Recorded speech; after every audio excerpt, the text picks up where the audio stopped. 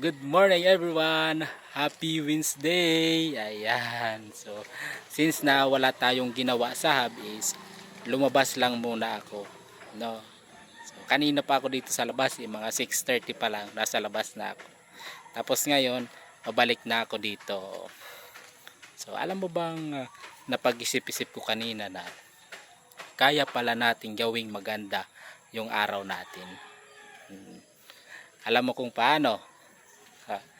Sa pamamagitan or simulan lang natin sa isang bagay na makakatulong sa goals natin. Kahit maliit na bagay lang. So ngayon, i-challenge kita. No, gumawa ka ng bagay na makakatulong or magpapalapit sa goals mo. O tapos mag-comment ka sa video na ito ng done para malaman ko. So, yun lang. Abangan ko yung comment mo.